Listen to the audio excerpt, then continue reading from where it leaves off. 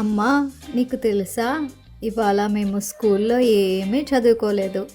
ఈరోజు స్కూల్ బయట పెద్ద శబ్దంతో బ్యాండ్ మోగుతూ ఉంది. స్కూల్ బయట అంటే ఎక్కడ? మనం ఆ కొత్త ప్యాంట్ తీసుకున్నాం చూడు, అక్కడ ఆ బ్యాంక్ పక్కన. అమ్మకు ఏమీ అర్థం కాలేదు, కానీ రాజు మాత్రం చాలా సంతోషంగా ఉన్నాడు. పిల్లలు గమనించారా? రాజు 3 ఇంగ్లీష్ పదాలు ఉపయోగించాడు. ఆ 3 ఇంగ్లీష్ పదాలు బ్యాండ్, ప్యాంట్ మరియు బ్యాంక్. మీకు అర్థమై ఉంటుంది. ఈ వీడియోలో మనం 4 అక్షరాలతో ఏర్పడిన పదాలను చదివే పద్ధతి నేర్చుకోబోతున్నాం. 4 లెటర్ వర్డ్స్ విత్ ఓవెల్ ఏ. పిల్లలు, ఈ పదం చూడండి. పదం BAND. ఇప్పుడు ఈ 4 అక్షరాలతో ఏర్పడిన పదాన్ని చదివేందుకు మనం ముందు 3 అక్షరాల శబ్దాన్ని ఉచ్చరించి దానికి 4వ అక్షరం యొక్క శబ్దాన్ని కలుపుదాం. అంటే BAND చదివే విధానం. BAN అంటే బ్యాన్, మరియు దీనికి మనం D యొక్క శబ్దాన్ని కలుపుదాం. కాబట్టి BAND యొక్క ఉచ్చారణ అవుతుంది బ్యాండ్, బ్యాండ్. తర్వాత పదాన్ని చూద్దాం. పదం PANT. ఇప్పుడు ఈ పదాన్ని చదివే విధానం ఏంటంటే, ముందు మనం 3 అక్షరాలతో కూడిన పదాన్ని చదవాలి. దానికి 4వ అక్షరం యొక్క శబ్దాన్ని కలపాలి. PAN యొక్క ఉచ్చారణ అవుతుంది ప్యాన్. T యొక్క శబ్దం T, కాబట్టి PANT యొక్క ఉచ్చారణ అవుతుంది ప్యాంట్, ప్యాంట్. తరువాత పదం BANK.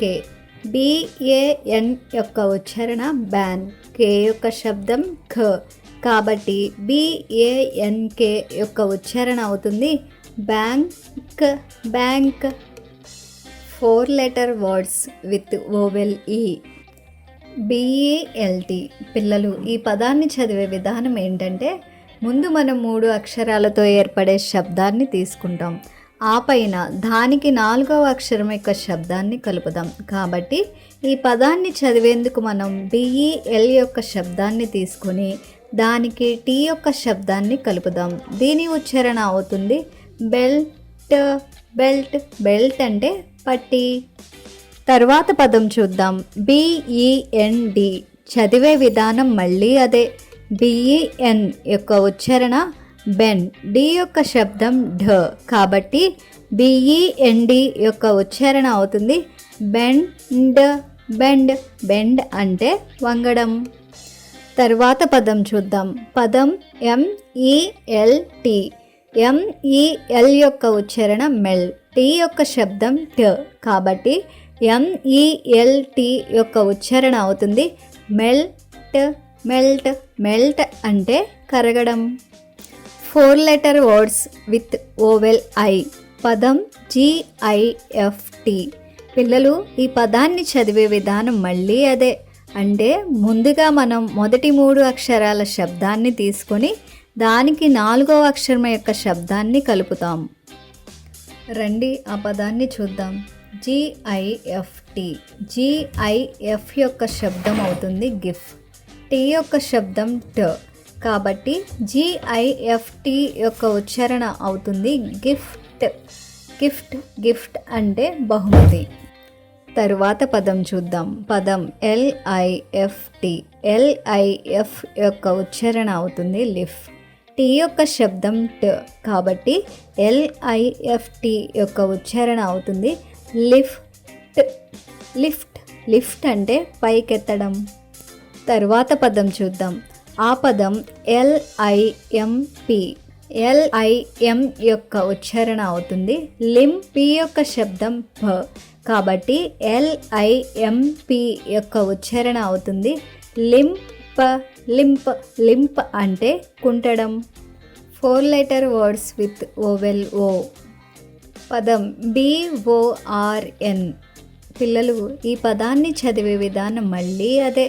అంటే ముందుగా మనం మొదటి 3 అక్షరాల ఉచ్చారణ తీసుకొని దానికి 4వ అక్షరం యొక్క శబ్దాన్ని కలుపుదాం.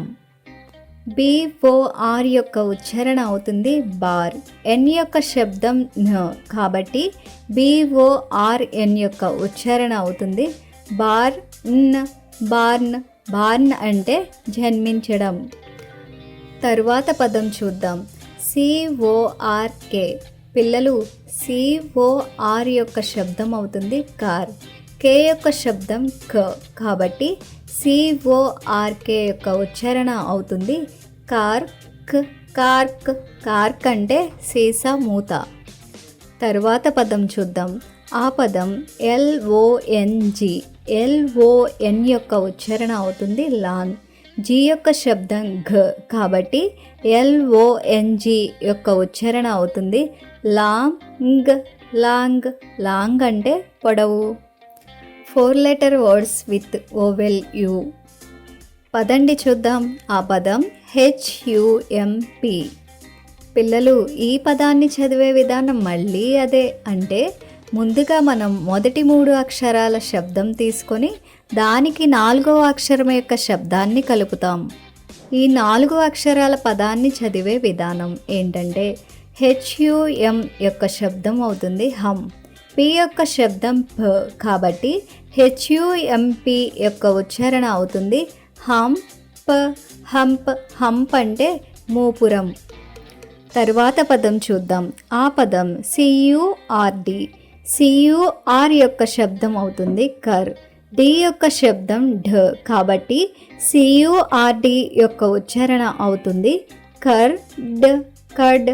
కర్డ్ అంటే పెరుగు.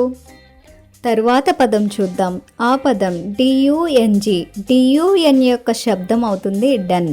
G యొక్క శబ్దం ఘ కాబట్టి DUNG యొక్క ఉచ్చారణ అవుతుంది డన్ గ.